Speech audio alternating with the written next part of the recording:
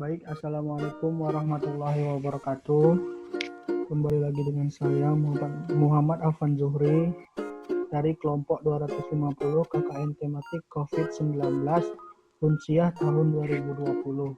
Jadi, saya akan melanjutkan video yang sebelumnya dengan pembahasan yang berbeda, yaitu pembahasan kali ini seputar digitasi atau digitizing, atau bahasa mudahnya itu menggambar. Jadi mendigitasi. Jadi apa sih itu digitasi? Jadi digitasi adalah secara gampangnya kita menggambar ulang peta yang sudah ada. Jadi proses yang sebelumnya itu yang sudah kita lewatin itu ada georeference dan projection. Nah, setelah kita memasukkan titik acuan sehingga peta yang berbentuk gambar ini memiliki koordinat, kemudian kita melakukan projection, yaitu merubah satu sistem koordinat ke sistem koordinat yang lain, yaitu UTM 49 yang kita ubah. Nah, sekarang kita bakal melakukan digitasi atau menggambar ulang peta yang ada. Nah, untuk apa peta ini digambar ulang? Supaya peta yang tadinya merupakan peta raster, dia berubah menjadi peta vektor. Sebelumnya, ini file yang saya gunakan adalah file dari teman saya yang tugas besar kemarin. Jadi sudah ada bagian-bagian yang terdigitasi, cuman secara manual saya akan tunjukkan bagaimana cara mendigitasi. Nah, cara mendigitasi itu, yang pertama kita harus membuat layer. Oke.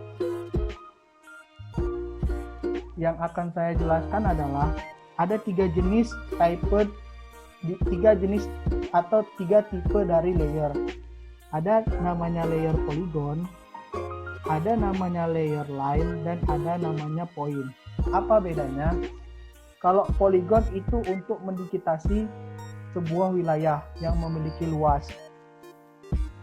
Kalau line, dia mendigitasi sesuatu yang memiliki panjang. Sedangkan point adalah mendigitasi titik-titik saja. Jadi di sini saya bakal contohkan, misalnya di sini kan nampak nih poligon atau daerah atau bentuk yang memiliki luasan. Nah, ini yang disebut poligon. Kemudian ada terlihat garis-garis seperti ini atau garis-garis kekar atau sesar, ini yang dinamakan line. Sementara untuk poin itu seperti ini, sebuah desa yang namanya Nanggakalis. Jadi penggunaan tipe-tipe itu bergantung dengan jenis petanya. Contoh misalnya, kalau petanya itu skalanya kayak daerah, jadi untuk daerahnya sendiri misalnya suatu desa atau suatu kelurahan lah. Artinya yang menjadi poligon itu dusun-dusunnya. Ini kan skalanya besar, skala suatu daerah seperti kabupaten. Jadi desa-desa tadi menjadi titik. Sementara kalau misalnya peta yang kita mau buat itu peta suatu desa, maka skalanya kan semakin besar. Jadi yang tadinya dusun-dusun itu titik, sekarang menjadi poligon. Sekarang sudah bisa dilihat luasnya. Oke, saya akan contohkan. Jadi yang pertama itu kita ke menu layer, kemudian create layer, kemudian new save file. Nah, di sini new save file. Oke, kita mengisi nama file kita. Kita simpan di mana? Misalnya kita simpan di sini.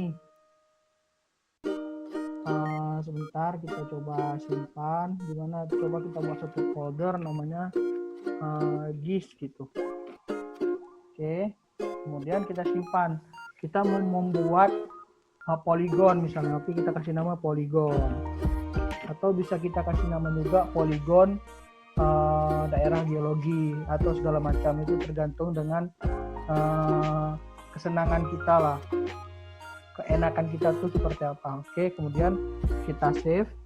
Oke, kemudian di sini geometry type ini kan kita tadi mau membuat sebuah layer poligon, sehingga kita harus mengubahnya ke dalam poligon.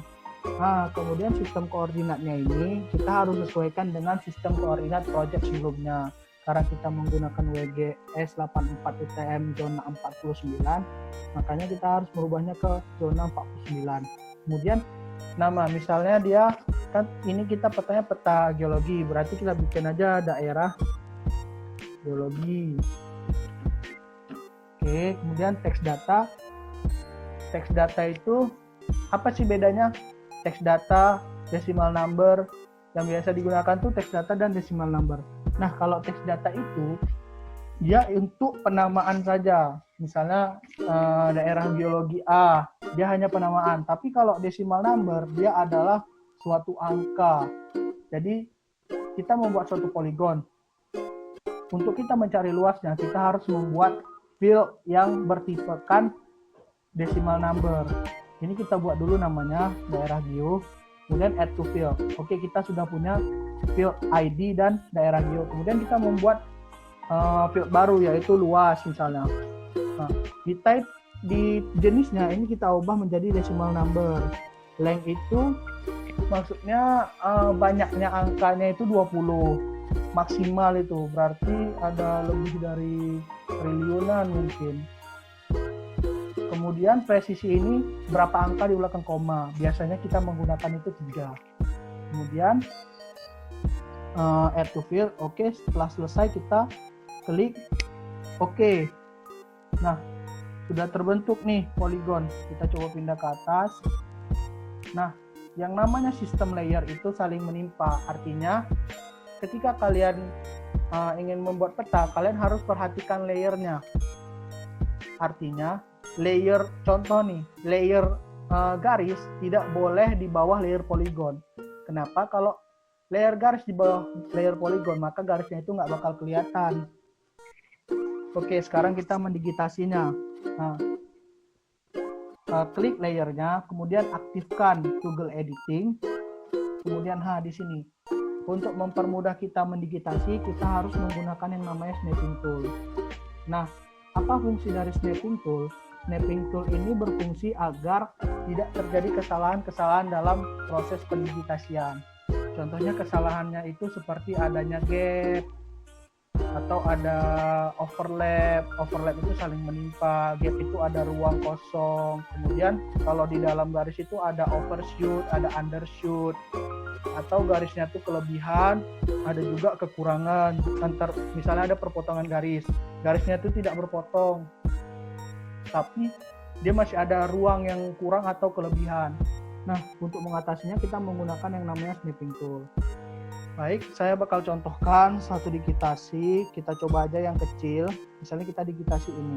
Nah, kemudian sudah kita aktifkan Google Editing-nya, kita add polygon. Oke, kita buat poligonnya. Kita ikutin sesuai dengan bentuk yang ada di gambar. Usahakan serapi mungkin, karena semakin rapi dia semakin merepresentasikan peta sebelumnya gitu. Artinya kalau kita buatnya rapi, artinya luasannya juga mendekati yang lama gitu. Kalau kita buat asal-asalan, artinya luasnya itu nggak sesuai dengan yang lama. Oke, kita klik kanan. Nah, ketika kita udah sampai di ujung digitasi, kita klik kanan, bakal muncul tabel seperti ini. Nah, ID itu apa? ID itu adalah tanda untuk membedakan jenis poligonnya. Misalnya, ini kan nama poligonnya tuh temu. ID-nya 1 untuk temu, kemudian daerah geologinya bikin temu. Tanda tanya. Nah, luas ini dia tidak diisi, dia diisi nanti di bagian terakhir. Oke, kita oke kan? Nah, bakal muncul seperti ini. Nah, inilah yang sudah kita digitasi poligon. Seperti inilah cara mendigitasi. Oke, saya bakal contohkan jenis yang lain, sehingga saya bisa memberikan perbedaan antara digitasi poligon tersebut. Kemudian kita digitasi yang ini, kecil saja. Kanan. Nah, karena ini jenisnya beda, kita bikin ID-nya juga beda. Misalnya 2. Namanya apa? Di sini kan nggak ada. Misalnya namanya A. Kita oke kan? Nah, loh, ID-nya kan berbeda, namanya juga berbeda. Kok warnanya sama? Nah, di sini kita mengaturnya. ada yang namanya simbologi di dalam aplikasi GIS. Kita klik kanan, properties, kemudian bakal muncul seperti ini. Kita masuk ke bagian simbologi. Nah, di simbologi ini kita bakal berubah warnanya sesuai dengan namanya misalnya. Jadi kita bikin itu categorize. Kalau single simbol dia satu warna. Tapi kalau categorize kita bisa mengkategorikannya berdasarkan apa? Di sini bisa kategorikan berdasarkan ID, berdasarkan daerah geo. Nah, yang paling enak apa? Daerah geo, supaya nanti kita bisa tahu nama daerahnya apa. Kalau ID kan dia 1, 2, 3, 4 gitu. Tapi kalau daerah geo sesuai dengan nama batuannya, nama daerah geologinya. Kemudian kita classify. Nah, bakal muncul tuh ada yang A, ada yang temu. Nah, yang ini kita delete. Kemudian kita apply. Nah, bakal muncul nih, berbeda nih udah warnanya. Yang satu warna pink gitu, yang satu warna biru. Jadi ini bakal sama. Ketika kalian, saya sarankan kalian digitasi dulu semuanya, baru kalian ubah simbologinya. Agar karena kalau kita di setengah-setengah gitu, pasti kita bakal masuk lagi ke bagian simbologi karena harus kita classify, karena ada klasifikasi baru. Kecuali memang pengklasifikasiannya udah semua, itu nggak apa-apa. Nah, kemudian saya akan menunjukkan cara, kita kan di sini kan tidak terlihat nih, ini sebenarnya apa nih nama daerah geologinya, ini apa. Nah, caranya itu kita ke properties, kemudian ke label. Nah, ini kan masih no label, kita bikin single label. Nah, kita bisa labelin berdasarkan apa? ID, daerah geologi, dan luas. Kita pilih yang daerah geo.